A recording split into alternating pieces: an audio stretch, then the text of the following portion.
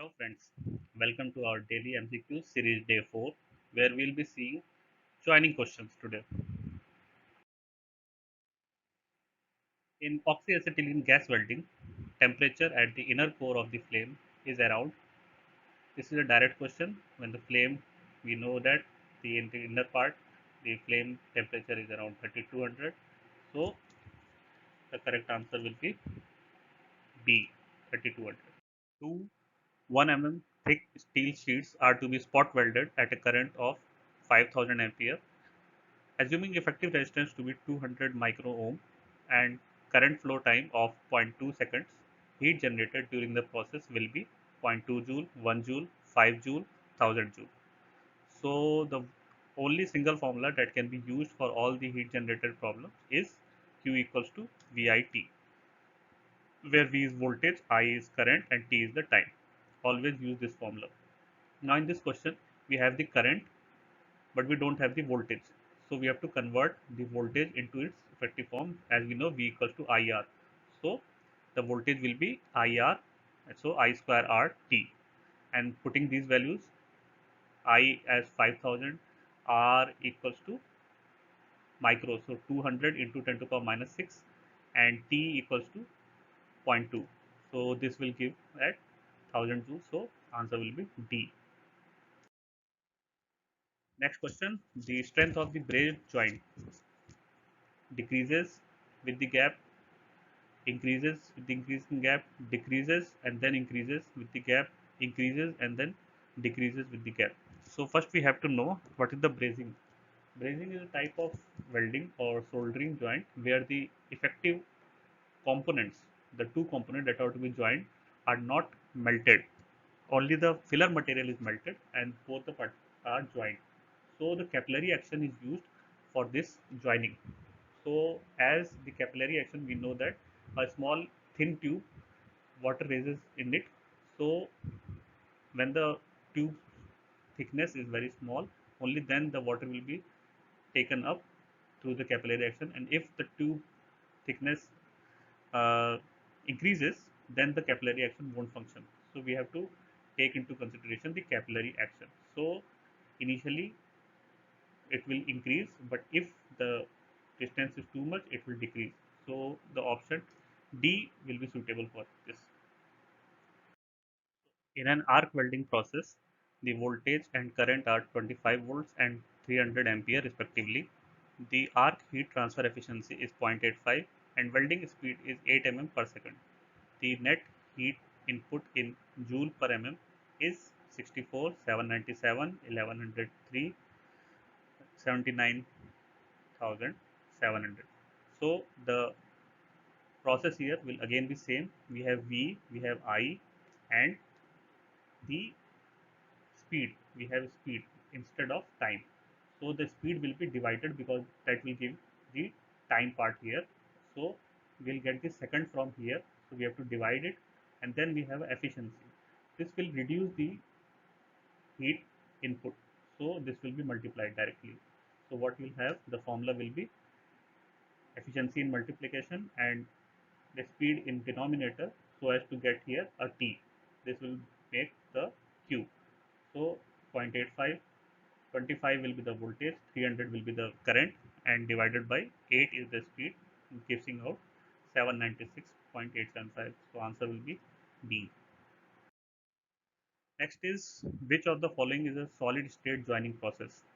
Gas tungsten arc welding, resistance spot welding, friction welding, submerged arc welding.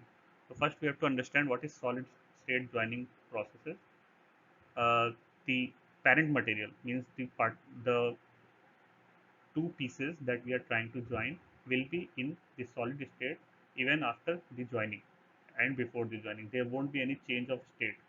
So in the gas tungsten arc welding, it the melting takes place. Again in the resistance spot also the melting takes place.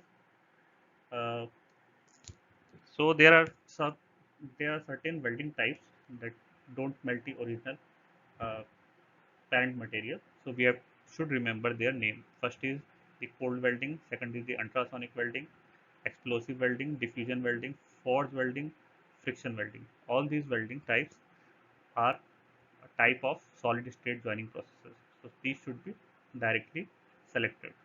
So in this we have friction welding. So we'll select the friction welding as the correct answer. Next is match the correct pairs. First is the processes: friction welding, gas metal arc welding, tungsten inert gas welding, electroslag welding, and the major characteristics: non-consumable joining thick plates, consumable electrode, joining cylindrically dissimilar material. First one is friction welding. So the friction welding is used for joining the cylindrical metals, as we have seen in the earlier question also. Gas metal arc welding, here the electrode is consumed throughout the process. So this will be inert tungsten. So tungsten is very hard, so it will be used for non-consumable. Just remember, tungsten is related to non-consumable, and electroslag is used for the thick particle because of the electrical heating. So the answer will be A, S2. Yeah, correct. Next question: which one of the among the following welding processes uses non-consumable electrode? Gas metal arc welding, submerged arc welding, gas tungsten arc welding, flux coated arc welding. So we have seen this question also earlier. So the correct answer will be C, tungsten arc welding. So next question is: two pipes of inner diameter 100 mm and outer diameter 110 mm each are joined by flash butt welding using 30 volts power supply. At the interface, 1 mm of material melts from each pipe, which has a resistance of 42.4 ohm. If the unit melts energy in 64.4 megajoule per meter cube, then the time required for the welding in seconds is 1, 5, 10, 2. So again we have the same type of question. So again we'll be using the same formula, Q equals to VIT. Here we don't have I, so I equals to V by R. So that will give the initial formula V square by RT, and then that will be equals to Q here. Now that is per unit volume. So the Q given here is per unit volume, so we have to multiply it with volume so as to get the final Q. So this is Q upon V, this is Q upon V, capital Q upon V is small q. So this should be multiplied by the volume, and you know the cross sectional area for the pipe will be this outer radius minus the inner radius. So pi by 4 t square outer minus inner square into the thickness. So two pipes are connected, so that will be giving 2t, twice of the thickness. So putting all the values into this, we'll get the final answer as t equals to 10 seconds. So next question is: in arc welding of a butt joint, the welding speed is to be selected such that the highest cooling rate is achieved. Melting efficiency and heat transfer efficiency are 0.5 and 0.7 respectively. The area of weld cross section is 5 mm square, and the unit energy required to melt the metal is 10 joule per mm square. If the welding power is 2 kilowatt, the welding speed in mm per second is closest to 4, 14, 24, 3. So again, we just have to equate the unit. We need here power. Power is in joule per second, and here we have joule. So Q into A. So here we will using directly the joule part. So this will be joule per mm square. Area will be in mm square. So we'll be getting the joule final that we want here. And here we have power. Here will be efficiency, initial efficiency, and cooling efficiency. We have two efficiencies. So we'll be directly multiplying it to get our output. So joule per mm 10 into 5 area cross section into V, that we have to find here. Then power 2 kilowatt, so kilowatt part, and efficiency again.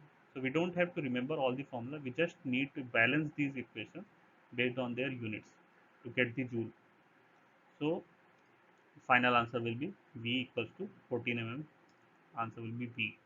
Spot welding of two 1 mm thick sheets of steel, density 8000 kg per meter cube, is carried out successfully by passing certain amount of current for 0.1 second through the electrodes.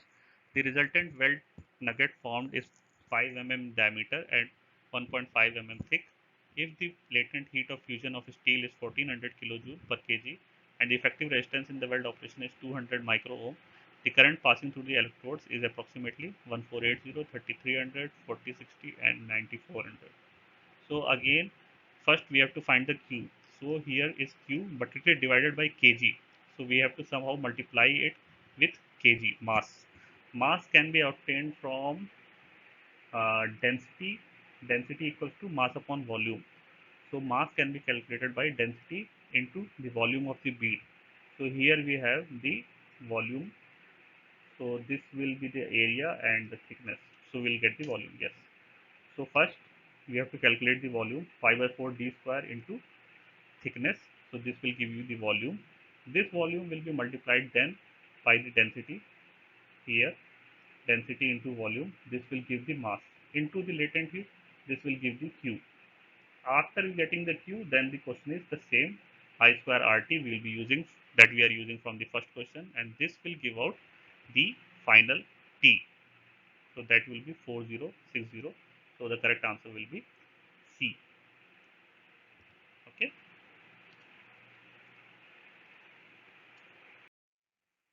Okay. That was all for the day. Thank you for listening. You have been an amazing audience. See you soon in the next video.